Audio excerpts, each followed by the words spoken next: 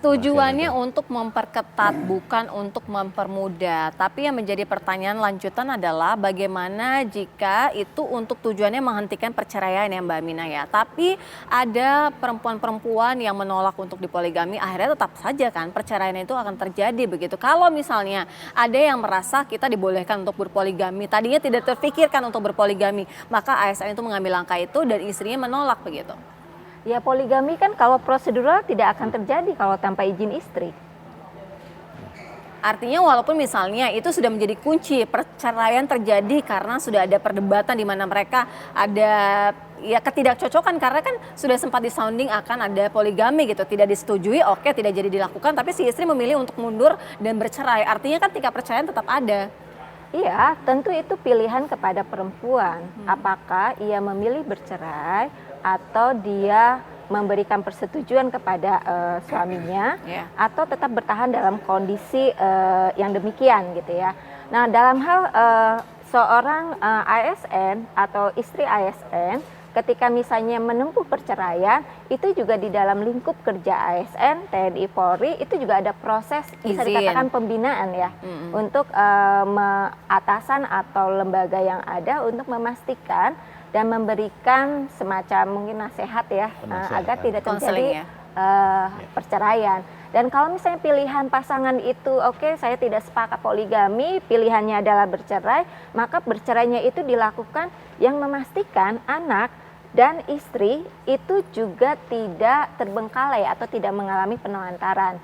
Yang kalau dalam konteks PP 45 tahun 1990 maupun Pergub ini, istri itu berhak atas sepertiga gaji, anak berhak atas sepertiga gaji. Kalau tidak ada anak, itu ada setengah. Dan ketika itu ada putusan pengadilan, itu bisa langsung ke pemerintah daerah tentu, dan itu bisa didistribusikan setiap bulan.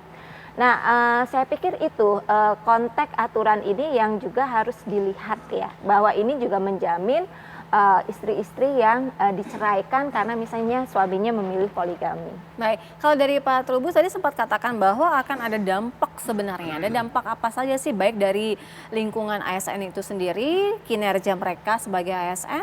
Iya, karena gini, ada dampak misalnya kinerja, katakan pemerintah mengatakan ini nanti akan meningkatkan kinerja ini. Nah, ini kan sesuatu yang belum bisa dikatakan apa ya seperti itu, artinya kinerja ini kan didukung oleh faktor-faktor lain, tidak hanya semata-mata karena yang bersangkutan poligami kemudian ada semangat, karena kekhawatiran kita timbul pemikiran bahwa kalau begitu kita berpoligami aja supaya kinerjanya naik kan, seperti itu kan. Ini kan namanya publik kan bernafsu jadi macam-macam, liar tafsirannya kan gitu. Yang kedua kemudian di dalam implementasinya itu nanti seseorang untuk istilahnya karena harus basah jabatannya terus berebut ke jabatan larinya kan gitu. Artinya mereka yang berpoligami yang punya karena dapurnya kan lebih dari satu, jadi harus punya penghasilan yang lebih sehingga mereka terpacu mungkin maksudnya menjadi istilahnya kinerjanya lebih bagus hari ini misalnya, asumsi itu. Tapi kan ini sesuatu yang testing the water Mbak, ya belum tentu bisa dikatakan pasti seperti itu. Yang ketiga saya melihat memang dampak ini justru yang makin beruat kalau misalnya nanti berpengaruh pada pelayanan publik gitu loh. Kalau sampai ini berpengaruh pada pelayanan publik, lah itulah kemudian setidaknya kalau misalnya positif ya berarti apa yang terjadi di Jakarta bisa dijadikan pilot project bagi daerah lain, karena nanti daerah lain juga akan meniru seperti itu. Perlu ada juga pergub juga di daerah kami kan seperti itu. Nah, ini kan kalau positif, tapi kalau misalnya itu nanti misalnya dengan dapat izin dari atasan, namanya di kita ini perilaku ini koruptif misalnya, ya udah diizinin kan gitu, dapat izin terus entah dengan cara bagaimana administrasi dapatlah izin. Saya bawa anggaplah ibu ini istri saya, bu ini saya sudah dapat izin, ya kan. Terus mengatakan ya karena ini ibu dengan saya kan suami istri kan satu, omong-omongannya bisa pelan-pelan.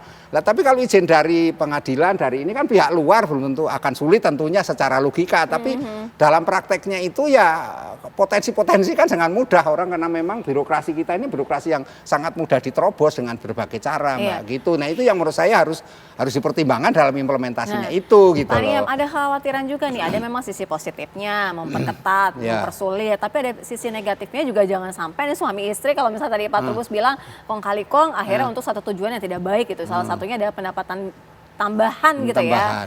Ya, kalau saya melihatnya Jaru kacamata positif ya.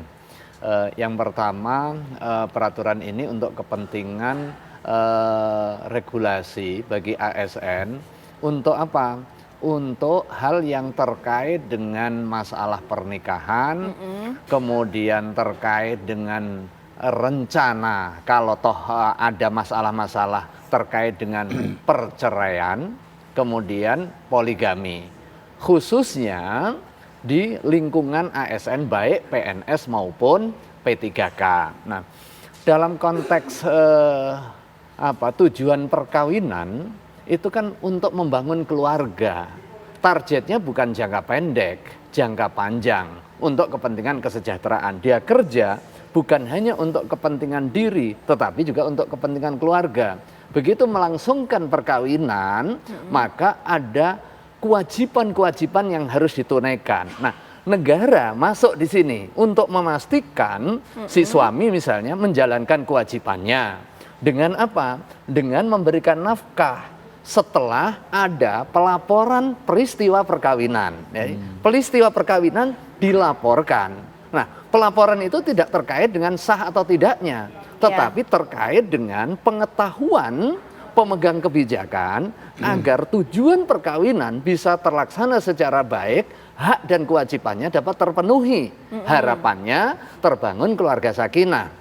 Dalam kondisi tertentu, misalnya ada syikok, ada konflik, tidak serta-merta kemudian dianjurkan untuk bercerai, tetapi tahap yang berikutnya ada penasehatan.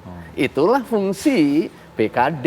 Kalau di dalam peradilan misalnya ketika ada orang yang mengajukan perceraian atau gugatan cerai dari istri, tidak serta-merta diiyakan, tetapi masuk kepada hakam. Tujuannya apa? Mempertahankan hubungan harmoni keluarga. Pasti ada masalah-masalahnya, tetapi solusinya tidak serta-merta perceraian. Dalam kondisi hasil akhir setelah diskusi, solusinya adalah perceraian, maka harus dilakukan secara baik. Dilaporkan lagi, memperoleh izin dengan pertimbangan-pertimbangan. Setelah terjadi perceraian, ada tanggung jawab yang harus tetap ditunaikan. Disitulah masuk distribusi gaji untuk kepentingan haknya istri, haknya anak, dan sejenisnya. Dalam kondisi tertentu, misalnya ada upaya untuk poligami, dinasehati. Kalau bisa jangan. Kalau memang harus izin. Izin siapa? Izin istrinya. Itu diatur di mana? Diatur di undang-undangnya. Setelah itu izin siapa? Izin peradilan. Setelah itu karena posisinya sebagai ASN, izin pimpinannya. Ini izinnya udah berlapis-lapis nih. dan waktunya, kalau kita baca sequel waktunya, itu 3 bulan bisa hampir setahun itu proses izinnya. Nah, begini, ini kan tapi artinya ini kan, memang semangatnya adalah melindungi, mempersulit sebelum mempersulit, mungkin tidak dalam persepsi mempersulit, melindungi bangunan keluarga. Karena bangunan keluarga yang harmonis sebagai modal dasar di dalam pelayanan publik bagi ASN. Begitu dia masalah di lingkungan keluarganya, bisa karena tidak diberikan nafkah, bisa karena ditinggal lama, bisa karena asusila, kan banyak itu rincian-rinciannya. Itu mengganggu harmoni. Jangan sampai kemudian itu ditutup kemungkinan untuk perceraian dan lain sebagainya. Ada pintunya gitu loh. Nah, tapi jangan masuk pintu ini dulu kan gitu kan. Nah, makanya di dalam Islam perceraian itu halal, tapi yang paling dibenci. Ibarat pintu itu ya dibikinkan pintu tetap. Tapi begini, jangan kita kan semua Indonesia orang itu kan gampang masuk. asas monogami ya. Nah, di satu sisi kan juga side effect-nya adalah ketika memang seseorang memang sudah merasa tidak cocok, walaupun memang akan ada konseling tadi seperti Prof. Niam menjelaskan begitu ya. Tapi paling tidak ketika dia mencoba untuk menjalani proses itu tidak bisa, dia tadi ada dikatakan khawatir yang berselingkuh dan akhirnya melalui proses-proses yang diikuti untuk berpoligami. Nah, tapi kalau misalnya dalam lingkungan ASN nih kita berbicara mengenai ada satu orang yang setuju untuk poligami, ada satu orang yang merasa harus mempertahankannya pernikahan terlebih dahulu dan lain sebagainya. Apa itu tidak mengganggu kinerja dari ASN untuk pelayanan publik terlebih dahulu dibandingkan dia fokus dengan kebutuhan menambah istri gitu? Kalau seandainya, ini kan ada beberapa asumsi-asumsi yang bersifat subjektif. Ketika asumsinya di rumah berantem terus kemudian nggak boleh cerai. Atau berantem sementara si laki atau perempuan berantem itu bisa sumbernya dari perempuan, bisa sumbernya dari laki-laki loh ya. Betul. Kita tidak bisa menjudge bahwa kasus saja, kekerasan di rumah tangga, kemudian kasus konflik itu dari istri atau dari suami. Bisa aja dari salah satunya. Makanya ada pintu perceraian, talak dari suami, ada pintu gugat cerai dari istri. Variabelnya juga banyak ya. Ketika istri tidak diberikan nafkah, istri ditinggal, itu istri bisa melakukan gugatan bahkan melapor kepada pimpinannya. Ini suami saya tidak memberikan nafkah, bahkan bisa dipotongin langsung memberikan nafkah. Demikian juga istri. Kadang kita kan berpretensi bahwa kalau kejahatan di dalam rumah tangga ini suami ini, kan belum tentu juga. Ada istri yang selingkuh, istri yang mabuk. Nah, kalau kondisi yang seperti ini dipertahankan hanya karena persoalan momok poligami, tentu nggak fair juga. Nah, disitulah fairness di dalam konteks ajaran agama, khususnya agama Islam, mendudukkan secara proporsional. Poligami bukan satu jalan utama, tetapi itu menjadi salah satu jalan dan solusi. Tapi jangan berani-berani masuk kalau belum siap memperoleh syarat-syaratnya, kan gitu. Demikian juga sebaliknya di dalam perkawinan, kalau ternyata ada masalah yang nggak mungkin dipertahankan, pintu perceraian dibuka. Tapi jangan gampang-gampang kemudian sedikit nggak cocok cerai, sedikit nggak cocok cerai. Wong cerai kok sedikit-sedikit. Kan? Kalau dari Mbak Aminah melihat urgensinya sebenarnya lebih kepada apa sih tahapan ini gitu? Karena kan tadi kalau dari Pak Trubus mengkritisi ini akan ada kaitannya dengan pelayanan publik gitu, ASN. Dari sisi kinerja mereka, ya mungkin yang harus dilihat kalau kami melihat ya Perkut 2 2025 itu kan persyaratannya cukup banyak ya. Salah satu syarat yang dipertimbangkan untuk mendapatkan izin adalah apakah itu akan mempengaruhi kinerja atau tidak. Nah, mempengaruhi kinerja atau tidak itu juga dinilai oleh tim pertimbangan.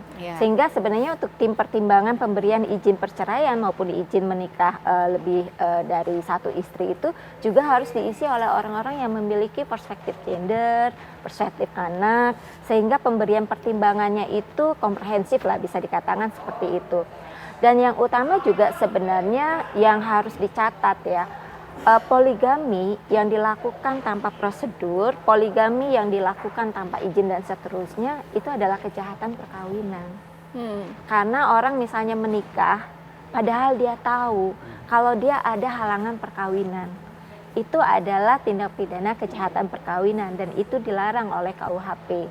Dan juga sebenarnya itu dilarang di dalam kode etik ASN. Sehingga ya kalau misalnya ASN mau poligami, ya dia harus mengikuti prosedur yang tadi. Nah, kemudian terkait dengan layanan publik, tentu itu juga harus ada pengawasan ya. Implementasi semua peraturan, saya pikir implementasinya itu harus diawasi. Harus dipastikan bahwa tidak hanya konteks poligami, tapi misalnya kasus-kasus yang ada dalam lingkup keluarga itu tidak mempengaruhi kinerja ASN. Salah satu caranya misalnya mendeteksi bahwa ada keluarga yang sedang memiliki masalah, maka kemudian misalnya dirujuk ke lembaga-lembaga yang menyediakan atau membantu pasangan atau keluarga itu untuk mengurai permasalahannya, atau misalnya memberikan rehat dulu agar tidak mengganggu pekerjaannya. Kalau yang disampaikan Pak Trubus tadi, minta izin bisa aja formalitas tanda kutip seperti itu, atau misalnya dengan berbagai cara. Nah, ruang-ruang itu juga sebaiknya diawasi agar misalnya meminta izin, misalnya karena teman atasannya atau tim pertimbangannya kenal gitu, ya udah dikasih aja gitu. Maka pengawasan di sini menjadi penting. Tapi sekali lagi seperti yang Pak Niam sampaikan, itu pintu darurat. Kalau bagi kami poligami itu alasan-alasannya harus kumulatif. Dan alasannya ini memang diskriminatif yang harus kita perbaiki di undang-undang perkawinannya. Baik, kita nanti juga akan mendalami ya bagaimana sebenarnya menyampaikan juga apa yang benar-benar apa yang ditujukan ya, karena saat ini juga sudah terjadi misleading di masyarakat. Kami akan hadirkan usai jeda, tetaplah bersama kami di Apa Kabar Indonesia Malam.